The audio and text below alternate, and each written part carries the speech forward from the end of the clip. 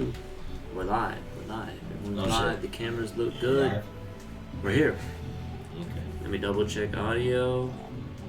We're picking up audio. Hello. Hello. You look so happy after sipping out of that fucking cup right now. I am always revitalized by the tears of my players. Welcome back, everyone, to the Couch Cooperative. I am Ethan, our Dungeon Master. We are so excited to have our first stream of the new year, as we've had a really, really long holiday hiatus mixed with family, with some team building. We've had a lot of just really good opportunities throughout this break to just enjoy it. So we hope all of you out there, whether you're watching on YouTube or you're with us live, that you've also had a great holiday season, that you've had a good start to the first to the new year, as we are, getting closer and closer down with the first month. We do not have any major announcements other than we are continuously getting closer and closer as we continuously go through our 5th edition Rise of Tiamat campaign.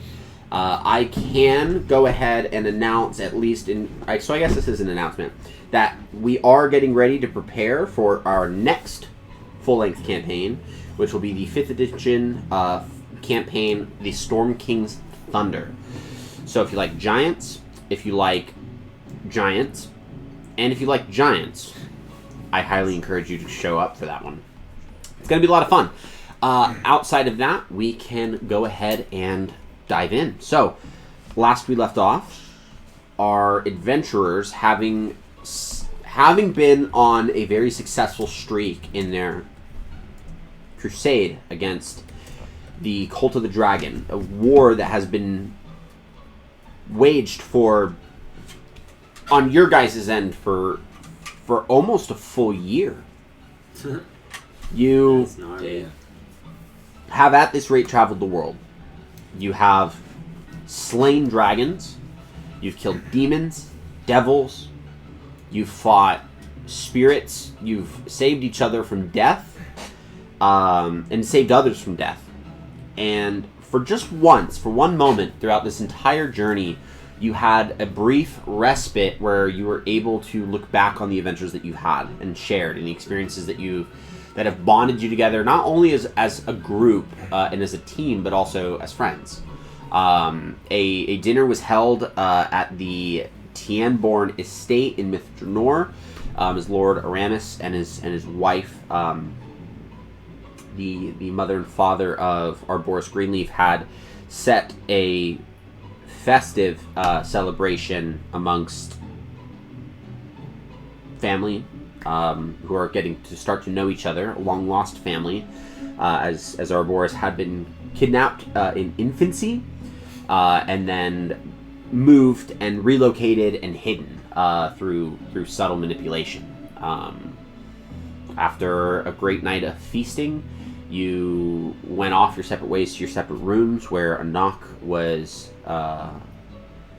in the wee hours of the night, suddenly met itself on Arboris' door. It did. His father seemingly had arrived to converse with him about the current state of their relationship and where they both guess it to move in the direction of. He tried hugging me. He did. And when you denied it, when you I think you rolled for it. He stabbed me. I think you rolled for the hug to make What the fuck you say? to make it randomized, but you did reject the hug, saying that it was just too soon, that the relationship hasn't really been built yet. Yeah. The man who took the guise of your father leaned in and let you know what a shame it was before plunging a dagger into your stomach. A dagger that was coated with a toxin that paralyzed you, that you did fall prey to. And the visage of your father had receded, and the form of Carrick Athronus, the man who had kidnapped you as a child, maintains or basically retakes his form. And that was where we left off. Are you still wearing your medallion, or You would have thought I would have expected this. I'm still wearing it. Lux. Actually, I thought I gave it to someone. I thought I gave it to Katrin. You might have, yeah, that's what I'm saying. You find yourself tossing and turning in your bed. Sleep's just not coming to you tonight. Oh no. You get up, kind of look around your room. Is there anything that you would go to in a restless moment? Water. Go for a glass of water. Okay. Yeah, you do find that they have the attendants have left a small pitcher. In fact, in all of your rooms, there's a small pitcher with well-iced water. It seems to be magically enchanted to maintain itself. And so you just go ahead and kind of moisten up the face a little. You're welcome. And You're looking for moisturize? no, he's not looking for moisturizer. He's just looking to moisten up. Yeah. No, no. Skincare. Lux would know about it. It's very quiet. As it gets later and later, you occasionally hear the sounding of what appears to be just like boot steps. The house is guarded. They do have their own guards as a noble house, so occasionally you hear them kind of patrolling outside, just monitoring the grounds.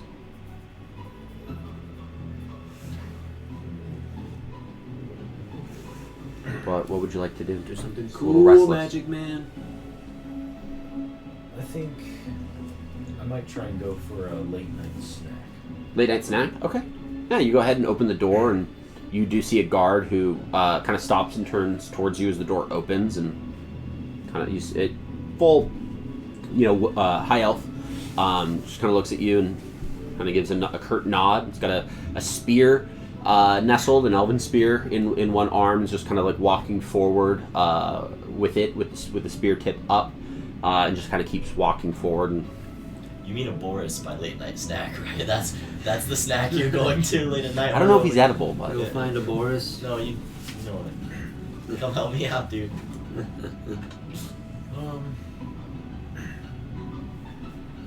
Do I just hear the boots of the guards? Do I hear anything else? no, not at this current moment. Yeah, you just hear the boots of this current guard. Where's the kitchen The kitchen's going to be downstairs. Yeah, you're currently on the second floor, so you do know where the stairs are located at, and you imagine where the kitchen's probably located. Imagine the pantry's probably connected to that. Based on the feast that you had the day before, the chefs were bringing the food out immediately. So you kind of go to that long dining hall and make your way to where the kitchen is located. And as you walk in, it's quiet as a mouse. Not a sound, not a pip, not a squeak. And you do see where the pantry, it's an open pantry, so it's not a threshold, but there's shelves, and you see cloves of garlic that are, dangling from different areas. You see, smoked meats. You see breads of different shapes and sizes, cheeses of different shapes and sizes, produce, you name it. Like, they have a wide... Jerky? I would say this would be too fancy of like a dining... Oh, to have anything. amount to have maybe something as like rough and rugged as like a jerky, but they do have meats. They're just not cooked. No, I would have to cook it. Yeah. I'd rather grab is there an apple? Yeah. They have an apple. Go ahead and just grab a nice. Go ahead and roll a D4 for me, please. We'll see if you like this apple. 2. It's a yellow apple. My favorite color. I bet. All right, grab a yellow apple and just start eating away. It's soft. It's very sweet. It has a slight apple crunch to it, but it's not as sharp of a crunch as like a green apple, and doesn't have any of the sourness of a green apple. Crisp. Head back to my room. Okay. You start walking back to your room. You make your way back up the staircase and get yourself to the hallway. The hallway kind of splits off. You see the hallway where your door is located at. Building kind of extends down the other direction. I assume you're going back to your room. I can't sleep, so I think I might just walk the hallways until I tire myself out. Okay, yeah. Taking a moment to consider, especially now that you've put some patrolling. as you've put some food in you as well, that might give you just a little bit of a burst of energy. You go ahead and go in the opposite direction, moving away from your room and going down the halls and just kind of wandering, meandering around the building in hopes of exhausting yourself for the ease of a night's rest. You walk down the hallway and it turns to a T section. Short, look way on your left as you look over, and immediately as you turn to look at your right, you see at the very end of that hallway, you see standing still Arboris, Greenleaf, his back turned to you. You see what appears to be someone, like a bald-headed man from this distance, embracing him. It gives you a little room of confusion. You thought Arboris was really the only bald guy that you've ever seen. Take my mojo. Boris, you can't sleep either? Who's the... I haven't met you before. As you speak and kind of are bringing the distance closer, just kind of softly walking, you see the head perk up, and you start to actually roll a perception check for me. Well, you better hope so, dude. Oh, what is that? That's a good one. It's all right, right? It's all right. 17. It's all right. 17. You notice droplets of blood onto the Pass floor, the vibe check, dude. and you see a bloody blade drop down to his side. Uh-oh. Wait, I see the other bald guy drop his blade? He doesn't drop it. It moves. watched It the drops. blade drop? No. Not literally dropped. Like he He drops his arm. Like he drops his arm down, so the blade comes into sight, but you notice the blood dripping from it first. And then you see the blade coated in blood as this man stands You've got no mental right in image of front, what just happened. right on the opposite end of Arboris as you. You know in Dead by Daylight when the killer's standing there with the knife in his hands like this? That's what it looks like. And they're just standing like with their arms straight down. There you go. What the hell? I'm gonna throw my apple at the other bald guy. Go ahead and make an attack roll with an apple. Be a dex. You're just a dex attack roll. I'm glad you're just. I'll give you your proficiency bonus for this. This is my distraction. It sounds Wait, like so an this action, is- dude. wait, this is, I don't just think attack distraction roll. is it. Yeah, it's an attack roll, dex based, and I'll give you proficiency. It's an apple. I don't care. Okay, so this would be a 22. A 22. So you throw the apple, and through spellcasting, your aim and your precision has actually become more and more. I said precision, then was about to say precise. Your aim has become more and more precise. So you have such strong belief that this apple should hit dead square of the forehead of this angry, bald-looking man. Except it stops a few feet from him. Wow. His hand outstretched Wow. very rapidly as he Bro, picks he's it a up. Jedi.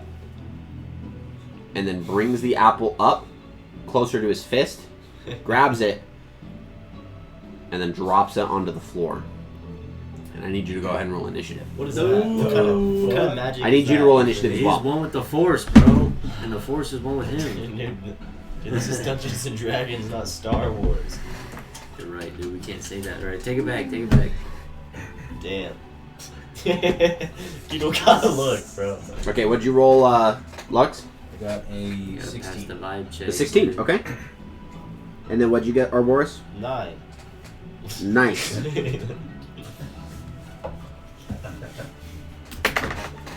Alright. Hey, man. Shit happens. You just accept. Accept. And I'm paralyzed, dude. What am I gonna do? Stand there? So, You can whisper sweet lullabies in his ear. Sweet This man is dude. first. Dude, I don't even think I can speak. and I need you to go ahead and make a wisdom saving throw for me.